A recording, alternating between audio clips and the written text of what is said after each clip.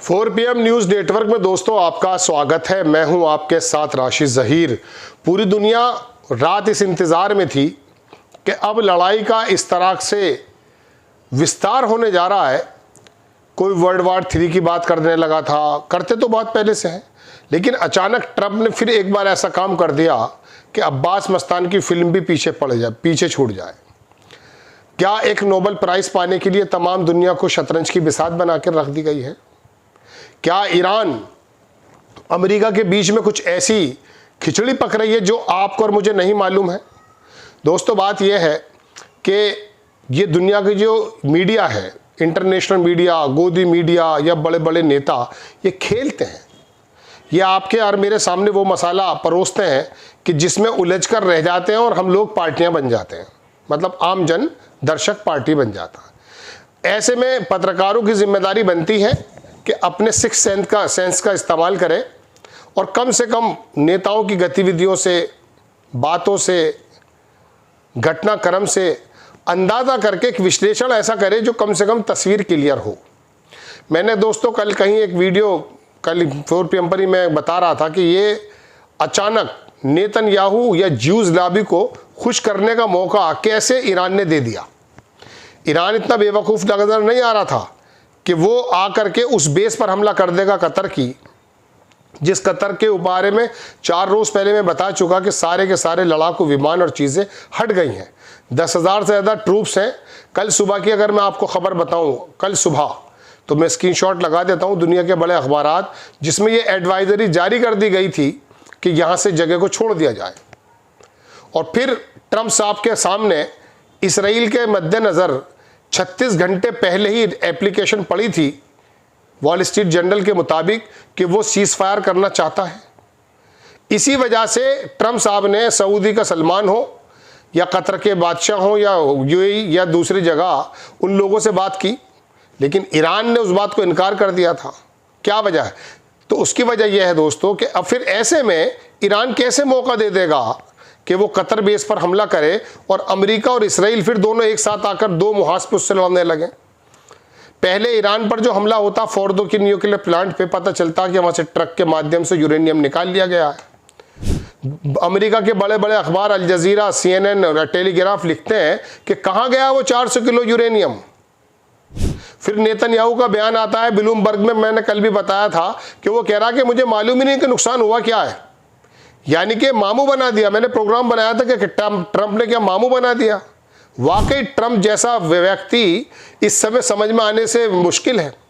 हमारे यहाँ बहुत सारे नेता ऐसे होते हैं जिनका पता नहीं चलता, जैसा कि नीतीश कुमार। ऐसे मुझे लगता है ट्रंप तो नीतीश कुमार के भी अब्बा निकले, पता ही नहीं होता है। ईरान पे हमला होने से पहले लोगों का कहना, पत्रकारों का कहना, अखबारों का कहना यह है कि ईरान को इन्फॉर्म कर दिया गया था और ईरान ने जो एयरबेस पर हमला किया उससे पहले इन्फॉर्म कर दिया गया कतर को भी और अमेरिका को भी। और ट्रंप साहब कहते हैं बड़ा हल्का हमला था और सुबह को कहते हैं सीज फायर। बात यह है कि क्या ये सीज फायर कराने के बाद मसला ख़त्म हो जाता है? ये लड़ाइयाँ क्या हमारे सामने पेश की जा रही? कुछ लड़ाई नहीं है, लेकिन लड़ाई तो है।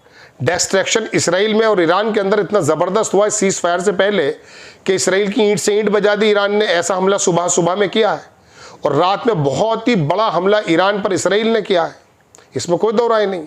ईरान की और इसराइल की तो लड़ाई दोस्तों मान लीजिए बिल्कुल रियल है, चूँकि इसराइल जो है धर्म की लड़ाई लड़ रहा है। और अमेरिका का और ईरान का जो मामला है दोस्तों, वो मैं आपको बता दूं, वो तो मजबूरन ट्रंप साहब ने कोई कदम उठाया था।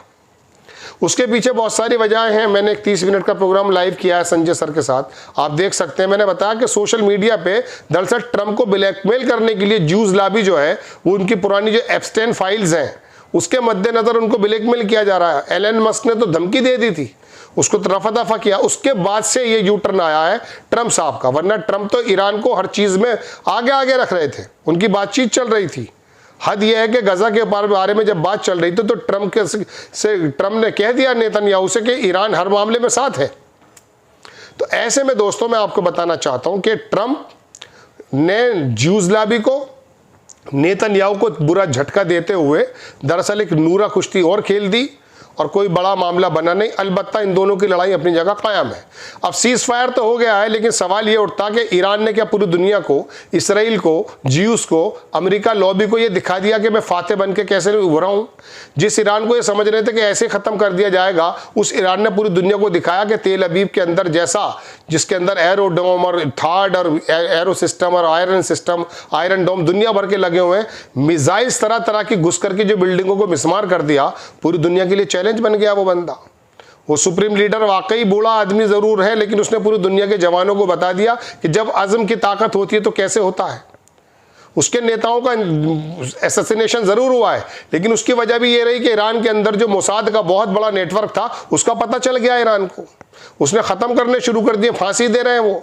ऐसे ही इसराइल को और अमेरिका को ये पता चल गया कि जो हम सोच रहे थे कि हमारे जो आयरन डोम है ये दुनिया के अंदर सबसे बड़ा सुरक्षा कवच है, इनके अंदर काम करने की जरूरत है।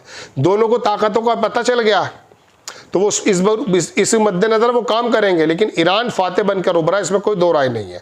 उसने अमेरिका को नूरा कुश्ती में हरा दिया और इसराइल को रियल में, ये देखिए आप कहेंगे ईरान के अंदर तो आदमी मारेगा, तो जाहिर सी बात है ईरान अमेरिका और इसराइल से लड़ रहा है, किसी छोटी मोटी ताकत से नहीं लड़ रहा। उनके यहाँ मारे जाने थे, इतने बमबारी होनी थी।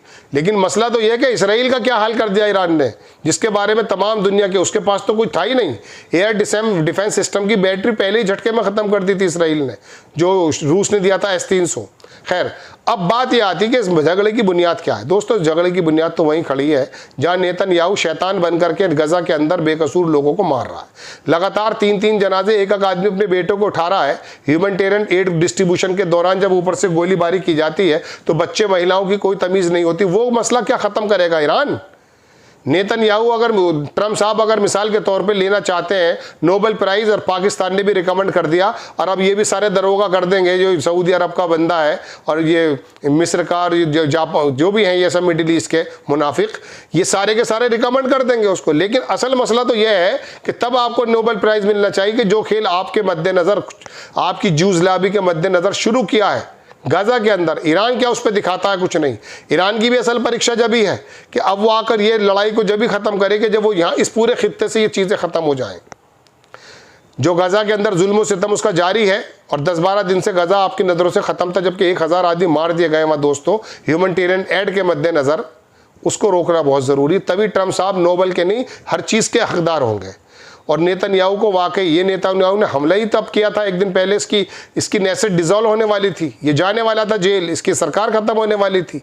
एक आदमी अपने पॉलिटिकल सर्वाइवल की वजह से दुनिया को क़यामत के मौके पर झोंक रहा है, और एक आदमी नोबेल प्राइज़ के चक्कर में दुनिया के अंदर लड़ाइयाँ चलाता है, बंद कराता है, रिजीम बनाता है, रिजीम चेंज कराता है। ये देखने की बात है ये गोरे किस प्रकार का काम दुनिया के अंदर कर रहे हैं। स्वीडन के अंदर तो धमाके नहीं हो रहे, न्यूजीलैंड में तो नहीं हो रहे, ऑस्ट्रेलिया के अंदर तो नहीं हो रहे, ये तमाम मुल्क हैं। आखिरकार यही वाली पूरी की पूरी भट्टी क्यों सुलगा रखी है? हिंदुस्तान को पाकिस्तान और पाकिस्तान को हिंदुस्तान के सामने 100 मुल्कों से ज़्यादा इस समय लोग आपस में इस समय जंगों के अंदर मुनहमिक हैं, इन्वॉल्व हैं, और आज दुनिया सोच रही है कि वर्ल्ड वॉर 3 होने वाला है, और ये लोग उसके जिम्मेदार हैं। खैर, बड़ी खबर दोस्तों ये है कि इस नूरा कुश्ती के बारे में तो मैंने कल भी इशारा दे दिया था, अब खुल करके सामने आ गई है। लेकिन देखना यह है कि ईरान अब गजा के ऊपर बोलता है या नहीं, सुप्रीम लीडर साहब गजा के ऊपर बोलते हैं या नहीं, और अमेरिका वाकई क्या इस लड़ाई को, नेतन्याहू से गजा वाली लड़ाई को भी ख़त्म कराते हैं या नहीं। आपको खबर कैसी लगी अपनी राय कमेंट्स बॉक्स में ज़रूर दीजिए। चैनल को सब्सक्राइब कीजिए, शेयर कीजिए। नेक्स्ट टाइम मैं किसी खबर के साथ हाजिर होता हूँ। जय हिंद।